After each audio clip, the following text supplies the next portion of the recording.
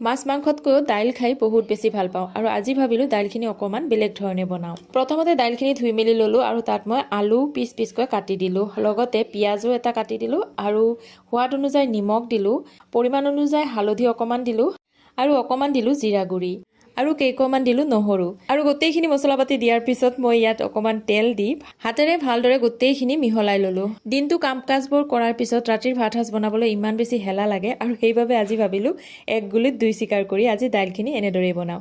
আৰু এইবাৰ ভালদৰে সানি লোৱা দাইলখিনি কুকাৰ এটাত দি দিলোঁ আৰু ইয়াত পানী অকণমান দি ঢাকনিখন লগাই 2-3টা হুইচেল মাৰি ভালদৰে দাইলখিনি সিজাই ল'লোঁ। আৰু দাইলখিনি হয় মিনি মই এইপিনে ভাতৰ কুকাৰটো বহাই দিলোঁ আৰু এইপিনে ভাত আৰু দাইল মোৰ হৈ গ'ল।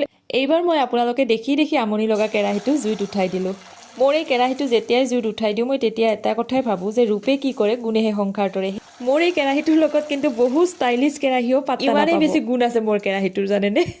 এইপিনে মোৰ কণীৰ অমলেট কেইখনো বনোৱা হৈ গ'ল আৰু এইবাৰ থাকিল দাইলখিনি তেলনি মাৰিবলৈ। এইবাৰ কেৰাহীটোত আকৌ মই অকণমান তেল দিলোঁ আৰু তেলখিনি গৰম হোৱাৰ পিছত তেজপাত দুটা, লগতে শুকান জলকীয়া আৰু পিঁয়াজ অকণমান দিলোঁ আৰু লগতে গোটা জিৰা অকণমান দি ভালদৰে গোটেইখিনি ভাজি ল'লোঁ আৰু গোটেইখিনি ভজা হোৱাৰ পিছত ইয়াত মই দাইলখিনি দি দিলোঁ আৰু এয়া মোৰ দাইলখিনিও একেবাৰে খাবৰ কাৰণে উপযোগী হৈ পৰিল। আজি আমাৰ ৰাতিৰ ভাত সাজৰ লগত মুখ্য আকৰ্ষণ এই দাইলখনেই আছিল। দেখিবলৈ যিমান ধুনীয়া হৈছিল, খাবলৈও সোৱাদ ভৰা হৈছিলে। গতিকে আজিৰ কাৰণে ইমানেই।